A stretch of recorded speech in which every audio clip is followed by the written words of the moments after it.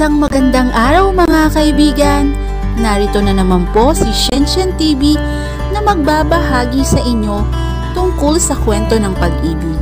Pero kung bago ka pa lamang sa aking YouTube channel, paki-like lang po ng ating video, paki-click na rin ang subscribe button at ganon din ang bell icon para lagi kayong updated sa mga paparating ko pang mga uploads. Ang ikatlong kabanata. Maaari kong pakasalan si Conchita, apo. She was horrified. You can't marry her. Conchita was 33. She wasn't beautiful, but she wasn't bad-looking either. Maputi at palaayos. At sa kabila ng suot na puting uniforme, ay hindi maipagkakaila ang magandang hubog ng katawan. Bagamat hindi niya gusto ang nurse sa una pa lamang na ipinakilala siya ni Don Serapin, ay sinikap niyang maging sibil dito. Bakit hindi, iha? Sa loob ng 3 taon na mahigit, ay siya ang tanging kasama ko rito at matyagang nag-aalaga sa akin. At hindi masamang tumanaw ako ng utang na loob. At natitiyak kong tatanggapin niya ang proposal ko sa sandaling ialok ko sa kanya yon. Tinititigan niya ang abuelo. Nasa mukha nito na hindi ito nagbibiro. Desperado ito na huwag matapos dito ang angkan. At bilang asawa, ay magagawa kong iwan sa kanya ang bilya at ang kalahati ng farm. Gagawin mo yon? Bakit hindi? Walang mahagilap na sasabihin si Joanna. Tahimik na lumabas ang silid ng abuelo. Subalit ang usapang iyon ang naging dahilan upang lihim niyang pagmasdan si Conchita. Kung noong mga nakarang araw ay pansinin dili niya ang nurse, ngayon ay palihim niyang pinag-aaralan ang mga kilos nito. Hindi niya maiwasang hindi mag-isip na maaring may interes ito sa lolo niya. Efficient, may kahalong lambing ang babae kung magsilbi sa Don. At ngayon lang siya natitigan ng husto. Parang mahirap isiping magiging lola niya ito. Taglay ang suliraning iyon ay umuwi sa Puerto Galera si Joanna. May sinasabi ho ba kayo? Tanong niya kay Tia Kuring nang maulinigan niya ang tinig nito. Ang sabi ko ay kung gusto mo ng kape, wika nito. Hawak sa kamay ang takore. Wala sa loob siyang tumango at sinalina ng matandang babae ng kape ang tasa niya. Di ako makakapayag na mauuwi kay Conchita ang bilya, Tia Kuring. Pero lalong hindi ako pakasal sa Hulyo na yon. Isang malalim na paghinga ang pinakawalan nito. Mabigat ang suliraning nakaharap sa iyo, Joanna. Marami akong alam na nagpakasal na magkamag-anak upang huwag lang mapunta sa ibang kayamanan. At umaasa akong magiging matalino ka sa pagpapasya mo. Tumalikod ito at ibinalik sa kalan ang takore. Pagkatapos ay naglatag ng pinggan sa mesang malapit sa counter. Itinulak niya ang pinggan sa gitna ng mesang kawayan. Paano nga kung si Conchita ang maging senyora ng bilya? Matatanggap ba niya yon? Habang minumuni-muni niya ang bagay na yon, ay nagsisikip ang kanyang dibdib. She had nothing personal against Conchita, pero hindi naman tamang dito mapunta ang bilya. Malibang magkamag-anak nga ang abuelo rito sa sandaling pinakasalan ito, that would make Conchita's child's adibiere. Kung magkakaanak, ang kabilang bahagi ng isip niya, sa edad at kalagayan ng lolo niya, duda siya roon. Ni hindi nga nito nagawang sundan ang mama niya gayong dalagitan na ito. Nang mamatay ang lola niya, kaya marahil nagkaubusan na.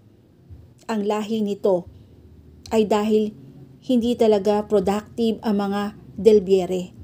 Kaya naman hindi maiwasang hindi pumasok sa isip niya na ginagamit lang ni Conchita ang abuelo laban sa kanya. Ang pag-iisip niya ay naputol nang mula sa pinto ng restaurant ay nakita niyang may taong pumasok. Kumunot ang noo niya habang pinagmamasdan ang paglakad nito patungo sa counter. Ang lalaki sa lancha. At hindi nito napuna na nasa gilid lamang siya dahil tuloy-tuloy ito. Magandang umaga, came the male and deep voice. Ikaw pala, iho! Magandang umaga naman. Excited na bati ni Tia Kuring. Humagod ang tingin nito sa kabuuan ng lalaki. Galing ka na ba sa dagat niyan? Akala ko'y tulog ka pa. Inaayos ko ho ang lancha. Mukhang hindi ko pa rin mapaandar eh. Baka pumunta na lamang ako sa bayan. At tignan kung may mabibili akong pyesa. Baka hinahanap na ito ng may-ari. Maupo ka at ihahanda ko ang almusal mo, iho. Teka, at kukunin ko ang kape. Agad itong nagbalik sa kalan at kinuha ang takure. She smiled really. Walang ipinagbago ang Tia Kuring niya, basta customer ay nagkukumahog ito sa pagsisilbi. Naniniwala ito, dapat pakitunguhang mainam ang mga guests upang hindi mag-otubiling bumalik sa susunod na pagkakataon. Lalo at mahigpit ang kompetensya at ang resort nila ay nasa dulo na. Mamaya na ho ako kakain. Kape na lang ho. Dadalhin ko sa cottage, pahabol nito. Dahil na nasa likuran siya ng lalaki, ay malaya niyang napagmasdan ang katawan nito. Tulad kanina, ay nakahubad pa rin ito. Nakikita niya ang pinong puting buhanging nakapangalat sa likod nito. He had a well-trimmed snewy body para yung mga trabahador sa pier, subalit hindi iskandarehado ang muscle sa katawan, ganun din ang braso. He was also tall and full of inches near 6 feet. Kulay pulot ang balat na marahil ay bantad sa araw. Narinig niyang sinabi nitong hinihintay na ng may-ari ang lancha. Isa marahil itong mekaniko at inaayos ang lancha. But then, he had a cultured voice. Mukhang edukado. Nararamdaman marahil ng lalaki ang titig niya. Lumingon ito sa dako niya. Nagsalubong ang mga kilay nito nang matitigan siya. Ikaw? She rolled her eyes heavenwards. Kasabay ng pag-irap ay dinampot niya ang tasa ng kape at dinala yon sa kanyang bibig. Magkakilala ba kayo ng aking pamangkin, iho? Komento ni Tia Kuring nang mapunang nakalingon sa kanyang lalaki. Inilapag nito sa mesa ang mug ng umuusok na kape. Nagkita na ho kami kaninang umaga sa baybayin pero hindi kami nagkaroon ng pagkakataong ipakilala ang isa't isa. Wika nito, sandaling nilingon si Tia Kuring pero muli ring ibinalik sa kanya ang tingin. Siya si Joanna, ang may-ari nitong resort at kasalukuyang nagbabakasyon dito. Joanna, si Ram. Hindi siya sumagot. Palihim na umirap.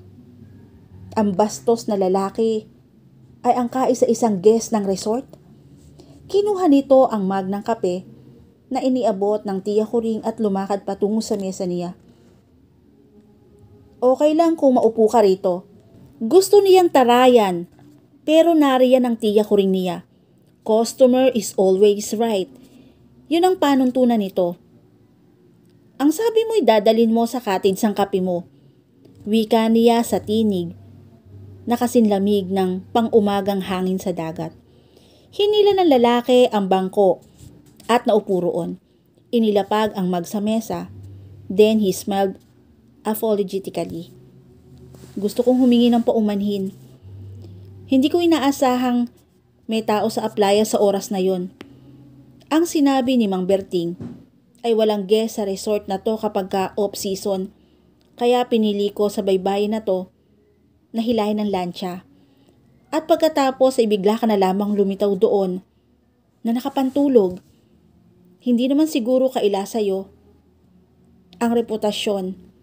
Hindi nito itunuloy ang sinasabi at nagkibit ng mga balikat. She swallowed as imaginary lump.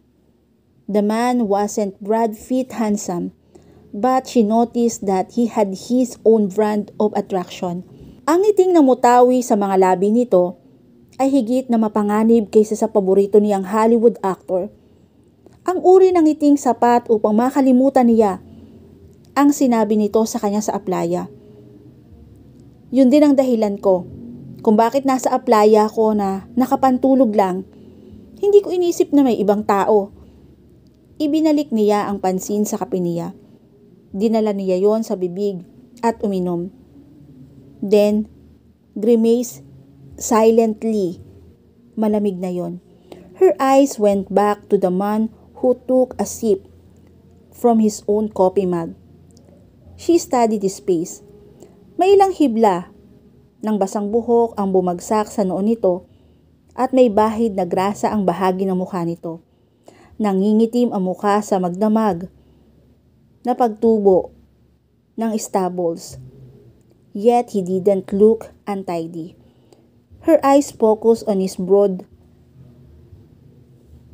may pinong balahibo na kung hindi marahil ito ganon kalapit ay hindi niya mapupuna. Huwag mong intindihin ang buhangin sa katawan ko. Maliligo ako pagkatapos kong magkape. Mula sa dibdib nito ay marahas ang pag-angat ng tingin niya sa mukha nito. He was grinding at her. Gusto niyang mapahiya pero palakaibigan ang ngiting namutawi sa mga labi nito. She smiled faintly. She was a good judge of character. Yun ang alam niyang isa sa mga katangian niya.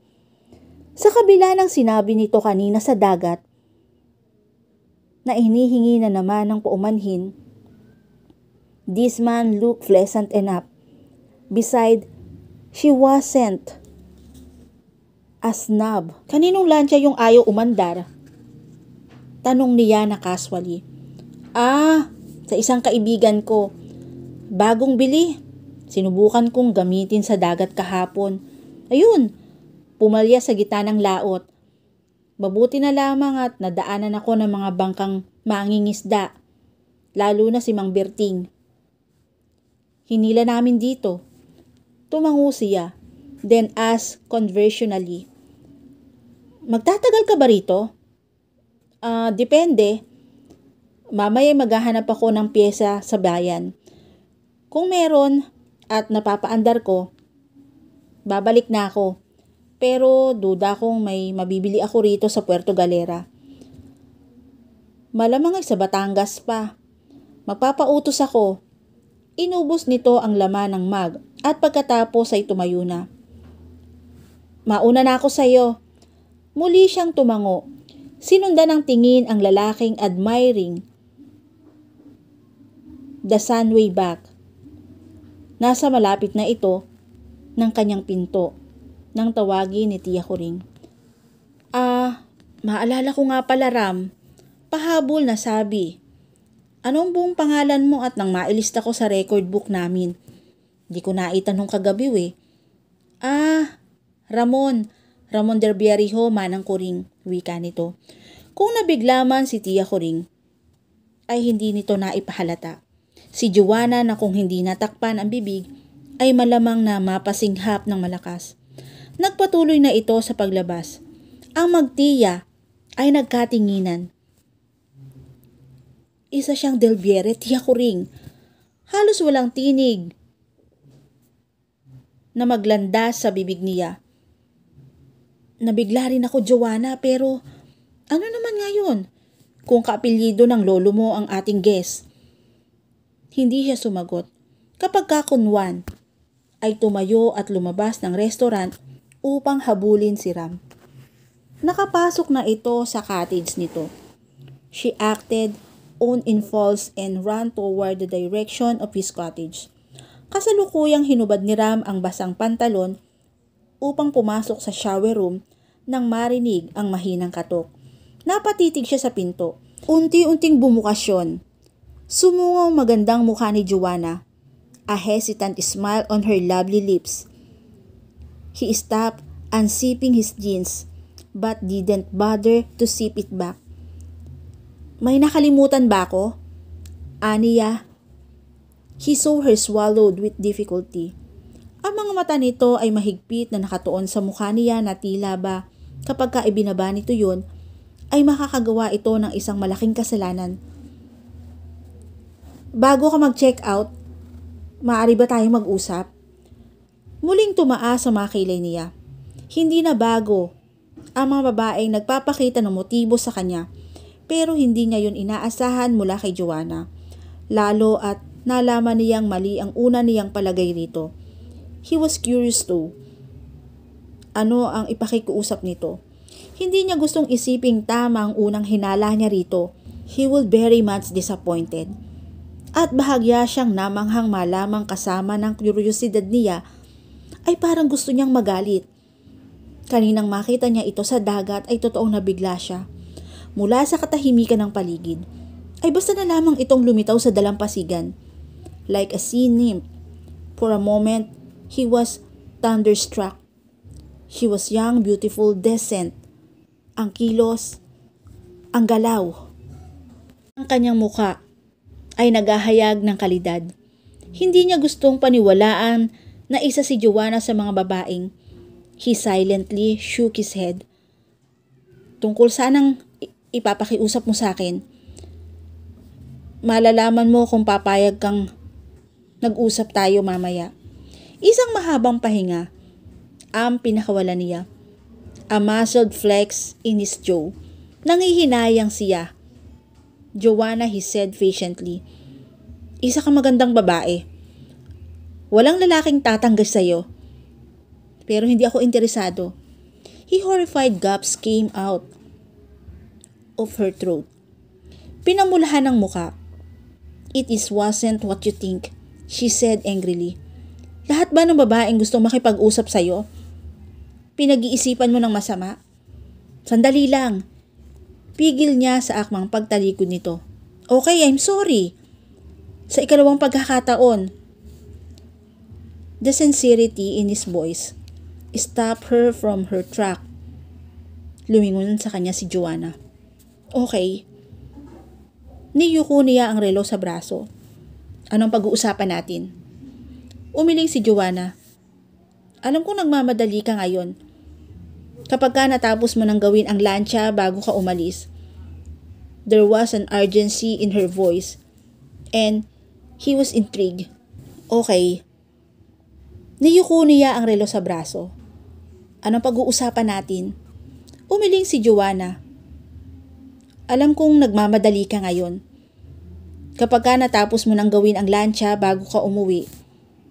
There was an urgency in her voice and he was intrigued. Okay.